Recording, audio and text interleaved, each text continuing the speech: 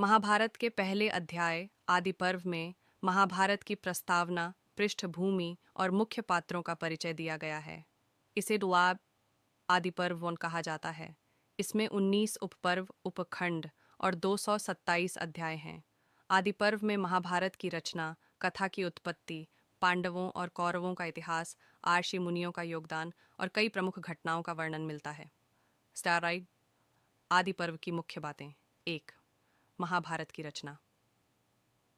महर्षि वेदव्यास ने महाभारत की रचना की। इसे गणेश जी ने लिखा।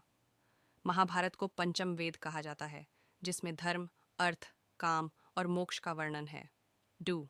जन्मेजय की कथा। आदि पर्व की शुरुआत राजा जन्मेजय के नागयज्ञ से होती है। राजा जन्मेजय राजा परीक्षित के पुत्र और अर्जुन के वंशज थे। यज्ञ के दौरान सूत उग्रश्रवा महाभारत की कथा सुनाते हैं। 3. महाभारत की पृष्ठभूमि।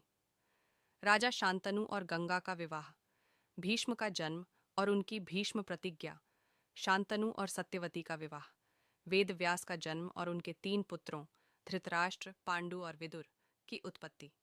4. पांडव और कौरव। धृतराष्ट्र के 100 पुत्र कौरव और पांडु के 5 पुत्र पांडव का जन्म। पांडवों और कौरवों का प्रारंभिक जीवन। द्रोणाचार्य की शिक्षा, द्रौपदी स्वयंवर और पांडवों का विवाह। 5. भरत वंश की कथा।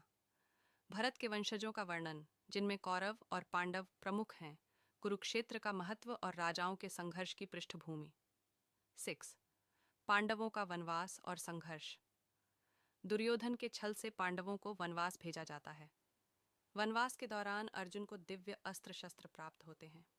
7. राजसूय यज्ञ। युधिष्ठिर द्वारा राजसूय यज्ञ का आयोजन। इसमें दुर्योधन और कर्ण की ईर्ष्या बढ़ती है। 8. द्युत क्रीड़ा, जुआ। शकुनी के छल से युधिष्ठिर जुए में अपना राज्य और सब कुछ हार जाते हैं। द्रौपदी का अपमान और कौरवों की अधर्मपूर्ण जीत। पांडवों को 13 वर्षों के वनवास और 1 वर्ष के अज्ञातवास पर जाना पड़ता है। अर्धराज आदि पर्व का महत्व। यह अध्याय महाभारत की आधारशिला है। इसमें महाभारत के मूल उद्देश्य,